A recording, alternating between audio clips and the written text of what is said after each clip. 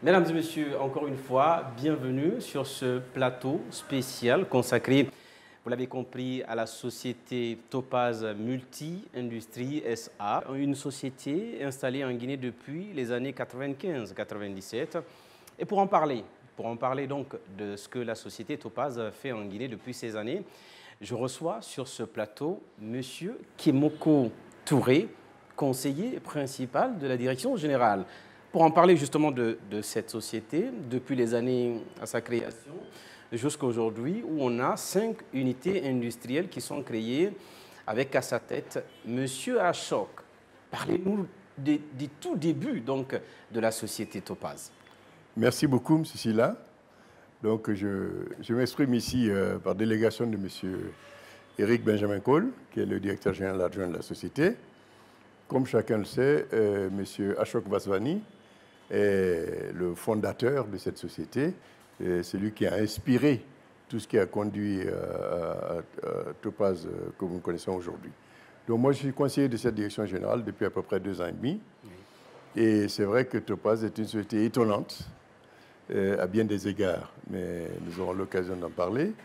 Mais disons que M. Ashok s'est installé en Guinée dans les années 87, en 1987 précisément, et pendant 10 ans, comme souvent les personnes qui viennent s'installer dans un pays, il fait du commerce. Et ce commerce la phase de prospection.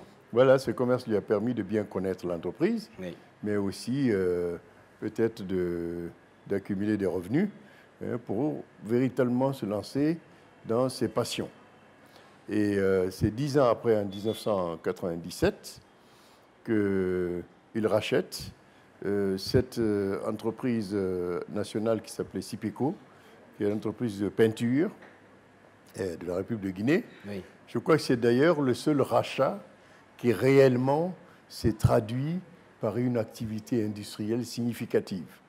Comme quoi, si vous voulez, il y a beaucoup d'autres sociétés qui ont été rachetées par des nationaux, oui, qui se sont surtout préoccupés de revendre immédiatement les locaux et les machines, oui, et qui ont tué donc les possibilités d'industrialisation du pays à partir de ces sociétés, ces petites sociétés nationales.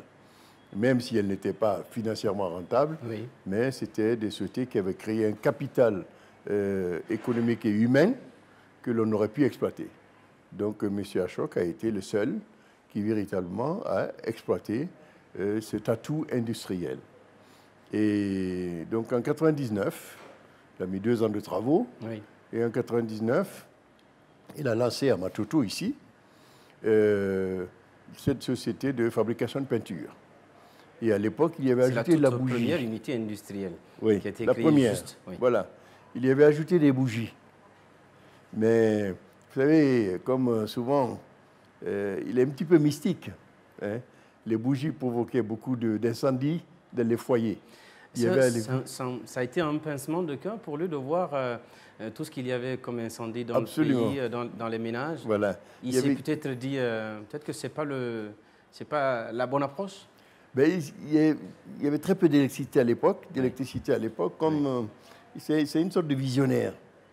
Il avait donc fait ce travail de bougie pour que les foyers puissent s'éclairer, oui, mais il avait eu un retour qui disait que les bougies provoquaient des incendies parce que les gens s'endormaient parfois, oui, avec des bougies sur le lit ou sur les tables de chevet, les bougies tombaient et puis ça provoquait.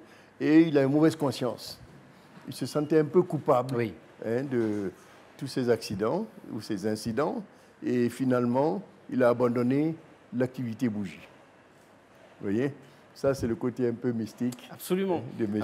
Ashok. De ces années 97, voilà, aujourd'hui nous sommes en 2022. Nous sommes en 2022. Topaz est devenue une entreprise avec plus de 3000 employés. Aujourd'hui, nous sommes autour de 4000 employés. Très bien. Et c'est vrai qu'en 20 ans, de 1997 à 2017, oui, il a réalisé 4 autres usines. Vous voyez, donc notamment dans le plastique industriel, des tuyauteries. Vous avez visité, je crois, Gomboya. Absolument. Des tuyauteries PVC. Et on en reparlera d'ailleurs, oui, monsieur Kemoko, puisque oui, Gomboya, c'est le fleuron de Topaz. On en reparlera. Oui, on en reparlera. Absolument. Gomboya a été choisi pour illustrer la capacité de la volonté de transformation de Topaz. Évidemment, dans ces cas-là, on a besoin de moins de procédures, puisque les individus sont la procédure. La fidélité, l'honnêteté des individus constituent la procédure. Et là, Topaz aujourd'hui a pris une dimension telle que la nécessité d'une organisation structurée, auditable, s'est imposée. Et c'est ainsi que nous avons dit que Topaz devait être certifié ISO 9001. Et il y a un monsieur ici qui a une base d'ingénieur qui s'appelle Bakary Condé, qui a été recruté uniquement pour ça, au départ. Il est en charge de qualité, on appelle ça QHSE, c'est qualité, hygiène, sécurité, environnement. Mais son premier boulot a été de tout faire pour que l'usine de Gomboya soit certifiée ISO 9001, version 2015. C'était très ambitieux. Et ce challenge a été réussi. Et ça a permis aussi, non seulement à Gomboya, mais aussi au niveau de l'administration centrale, de mettre en place des procédures, de mettre en place pour que les autres unités industrielles soient aussi méthodes certifiées. De travail. Exactement. Et cela va nous servir après de tremplin pour la certification des autres usines et donc la totalité de Topaz. Ça, c'était un aspect. Et puis, ils n'ont pas eu peur, hein, parce que finalement, avec M. Cole, M. Achok et les autres directeurs, ils ont engagé un processus de reconnaissance de Topaz comme opérateur économique agréé. Donc, nous sommes allés au devant de la douane pour lui dire, nous avons des procédures internes qui nous permettent d'être reconnus dans ce titre-là. Et effectivement, nous avons ici un audit très, très sérieux, très approfondi de la douane sur le processus de travail de Topaz. Et le travail sur la certification ISO nous y a beaucoup aidé. Et aujourd'hui, Topaz est la première société guinéenne reconnue comme opérateur économique agréé. C'est un grand effort. Ah, ça, je peux dire que c'est... C'est le résultat des années de labeur. En moins de 2 ans. Oui. C'est très, très important. C'est un énorme travail qui a été fait. Et évidemment, si vous voulez, entre 1997 et maintenant, il y a eu 4 autres usines, hein, je vous ai dit. Et quand je dis usines, ce sont de vraies usines. Que nous avons vues d'ailleurs. Que vous avez visitées. Ce sont des usines de production, de véritable production, à partir d'intrants, à partir de matières premières. Et à la fin, vous avez un produit fini utilisable. Mais ce produit, c'est la plasturgie, Topaz. Et cela est fait aussi dans le souci de ménager l'environnement. C'est pour ça que les produits industriels Topaz sont oxo-biodégradables. Voilà, ça, c'est une prouesse que vous avez, vous seul, aujourd'hui, le monopole. Oui, c'est vrai, parce que c'est une ambition de ne pas contribuer de manière significative à la pollution de la nature, notamment de la mer. Donc c'est vrai que les produits plastiques de Topaz, lorsqu'ils sont exposés à la nature et qu'il y a de l'oxygène, se détruisent, se fragmentent, voyez, pour réduire les niveaux de pollution. Évidemment, le monde entier parle de biodégradable, de façon totale. Cela n'existe pratiquement nulle part. En tout cas, il y a des efforts qui sont déjà consentis au sein de cette société. Qui sont consacrés ici pour cela. Et au niveau aussi du respect de l'environnement, les eaux de rejet de Topaz sont traitées. Et deuxième aspect, les rejets liquides également de la société sont traités dans le cadre d'une station d'épuration qui est ici, que vous avez dû voir, et qui réduit ce que l'on appelle la demande biochimique en oxygène à un niveau qui permet de rejeter dans la nature sans endommager la nature. Donc, si vous voulez, en fait, il y a quatre préoccupations qui guident Topaz. C'est la qualité, c'est la qualité des produits et des services, c'est la sécurité des personnes, ceci est extrêmement important, et la santé, les travailleurs sont individuellement pris en charge pour les problèmes de santé, et puis le souci de l'environnement. Et puis vous avez donc cet autre aspect qui est global, qui est la citoyenneté. Parlons de cette société. Topaz. Encore faudrait-il faire les revenus. Comment aujourd'hui la société Topaz a pu s'implanter à la fois en Guinée, mais aussi dans toute la sous-région? Bon, il faut savoir d'abord que Topaz, nous parlons, nous, ici, de Topaz Multi-Industrie SA. C'est-à-dire c'est la partie industrielle des activités de Topaz. Vous avez aussi une partie de Topaz qui s'intéresse à l'agriculture. Vous avez Topaz qui s'intéresse à la commercialisation des produits. Topaz est associé aussi des activités hôtelières. Vous avez dû entendre parler Sheraton. Bien sûr. Donc ici, nous sommes dans l'activité industrielle. Je voudrais souligner dans cet aspect industriel un aspect qui est important, parce que moi je suis un industriel depuis plus de 45 ans, c'est la fabrication de moules. C'est-à-dire que Topaz fabrique les moules qui permettent de fabriquer les produits plastiques. C'est-à-dire que Topaz est une société carrément cyclique. C'est une société intégrée. C'est-à-dire tout ce qu'on a besoin sur place est quasiment réalisé sur place. C'est une véritable société industrielle, ce qui est peu courant en Guinée. Et aussi, vous avez parlé de ces aspects pompiers et autres. Je dirais que je ne suis pas dans le secret des dieux, mais j'aimerais bien voir que nos sociétés détenues par des nationaux s'investissent comme Topaz s'investit dans la citoyenneté. C'est vrai que Topaz, pour ses propres installations, a besoin de la sécurité incendie. Et donc, Topaz a des camions pompiers, mais Topaz a assuré plus de, je crois, 200 personnes ont été formées à la sécurité incendie. Et les sapeurs-pompiers de Topaz aujourd'hui sont demandés par les services municipaux au niveau du Grand Conakry quand il y a des incendies. Aujourd'hui, il y a un incendie, on dit il faut appeler Topaz. Vous voyez? Ça, la société fait cela de façon bénévole. Absolument, absolument, c'est totalement bénévole. Et Topaz a formé aussi en son sein plus de 100 secouristes. Vous voyez? Parce que ça, ce sont des aspects qui sont parfois négligés et qui peuvent avoir des conséquences sociales heureuses, extraordinaires. Vous voyez? Ce sont les aspects, j'allais dire, qui nécessitent une formation et du matériel. Maintenant, pour le reste, vous avez on a tous traversé les périodes d'Ebola. Topaz a été au premier rang pour la fourniture des kits, de tout ce qu'il fallait au niveau de toute la Guinée. Toute la Guinée. Et au niveau de Covid... On a vu d'ailleurs les kits de lavage des mains qui étaient installés au niveau des hôpitaux. Des hôpitaux, des administrations, des mairies, des marchés, des écoles, des églises ou des mosquées. Topaz a fourni partout des kits. Des milliers de kits. Vous voyez? Et aussi, dans le cadre de Covid, ça a été exactement la même chose. Topaz a même installé ici à un moment donné, je crois que c'était une 50aine de femmes qui fabriquaient des masques. Des masques, à l'époque où c'était vraiment indispensable, et nous n'avions pas beaucoup de moyens en Guinée pour acheter des masques industriels. Et bien on fabriquait des masques ici en tissu pour la population. Et ça a duré des mois. Vous voyez? Et à côté de cela, Topaz réalise, c'est peu connu, beaucoup de forages. Pour les communautés. Ah oui, beaucoup de forages pour les communes, pour les préfectures, les sous-préfectures, les villages. Et Topaz a une grosse activité de creusage de forage. Voilà. Pour ma part, je sais que les ambitions ne finissent pas pour une société qui s'est installée en Guinée depuis les années 97-95 et pour le PDG de cette société Topaz qui est donc venu en Guinée dans les années 87. Aujourd'hui, c'est une prouesse.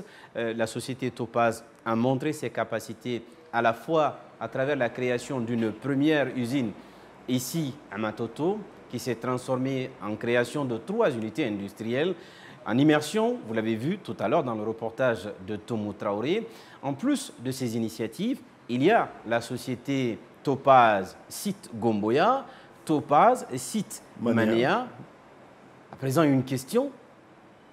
Quelles sont les ambitions futures de cette société et des hommes qui sont dans cette structure? Mais dans la dimension plasturgie, Topaz veut être la première entreprise de plasturgie de la sous-région ouest africaine, à l'horizon 2025-2026. C'est aujourd'hui l'ambition de Topaz. Bon, aujourd'hui, Topaz exporte pratiquement 40% de sa production dans la sous-région. C'est ce que vous a fait dire tout à l'heure, l'implantation de Topaz dans les pays de la sous-région. Oui. Avec 40% des exportations ou des productions ici. Et ça, c'est bon pour la balance commerciale guinéenne. C'est quelque chose. Et un impact également sur l'économie du pays. Absolument. Oui. Ah oui, c'est bon pour la balance commerciale guinéenne, puisque l'exportation fait que les paiements sont effectués en devises. Et ces devises permettent de payer nos engagements vis-à-vis de l'étranger. Donc ça, c'est déjà un apport important pour la Guinée. Mais Topaz veut aussi, à Loré, c'est même pas à Loré maintenant, parce que la zone économique africaine de libre-échange qu'on appelle la ZLECAF, la zone de libre-échange économique africaine, eh bien, elle est en place. Et la Guinée va être ouverte à tous les vents africains. Ça signifie que la compétition sera totalement ouverte. C'est rude. Rude. Oui. Et si les entreprises ne se préparent pas à cette ouverture, nous aurons certainement des entreprises industrielles, d'autres entreprises commerciales en Guinée, mais elles seront étrangères. Elles seront étrangères. Cela signifie que l'essentiel des bénéfices sera rapatrié, exporté dans les pays d'origine. Et donc, nous aurons peu de valeur ajoutée. Tandis qu'aujourd'hui, la totalité de la valeur ajoutée de Topaz est ici, et les investissements et les bénéfices réalisés sont effectués en investissement ici. Vous voyez? Donc Topaz travaille beaucoup à ce niveau-là. Un, sur sa compétitivité, parce qu'il faudra que demain, les produits Topaz de qualité comparable soient moins chers ou au moins au même prix. Et deux aussi, sur ses processus. Et c'est pour ça que nous sommes lancés dans la certification ISO pour bien montrer que nos processus sont des processus administrativement sécurisés, techniquement sécurisés et aussi, sur le plan de l'hygiène de la santé, également sécurisés. Aujourd'hui, les sachets plastiques que nous fabriquons sont de qualité alimentaire. Nous avons fait faire des analyses à ce niveau-là par des laboratoires certifiés qui reconnaissent cela. Parce qu'il faut aussi prendre soin de la santé de la population. Absolument. Il y a des sociétés qui n'ont aucun scrupule à mettre sur le marché n'importe quel produit pourvu qu'ils se vendent et les personnes parfois s'empoisonnent.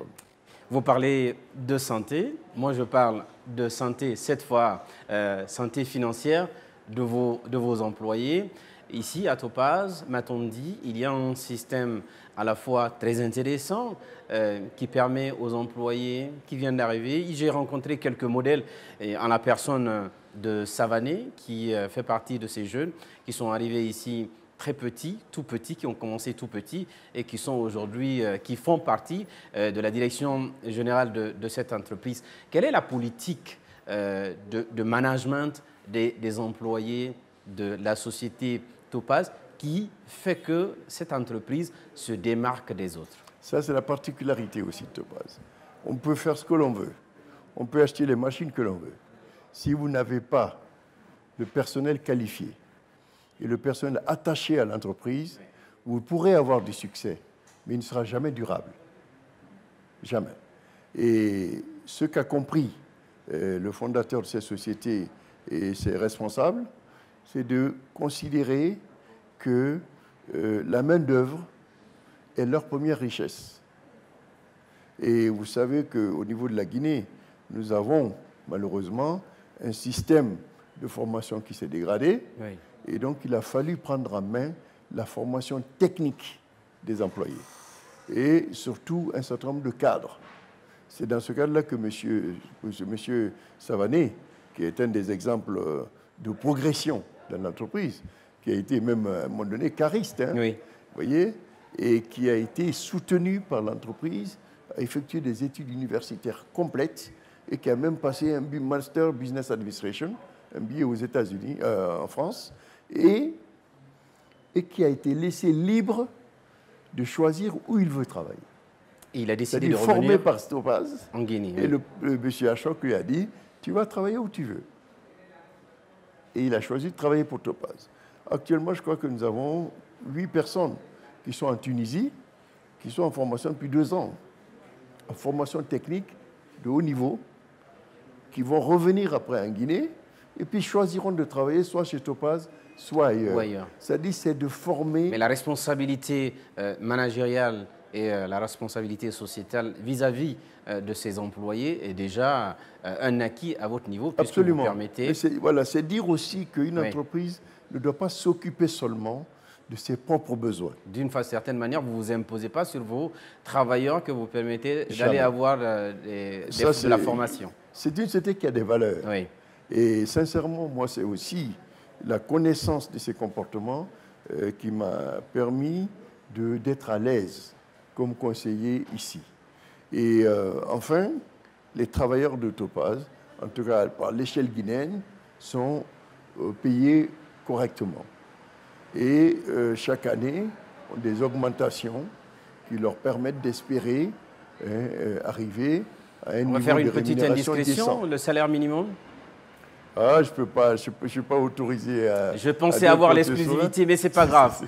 mais ce que je sais, c'est que le travailleur de Topaz gagne largement plus que le SMIC, largement. Oui. Et il a aussi des augmentations annuelles et des reconnaissances périodiques.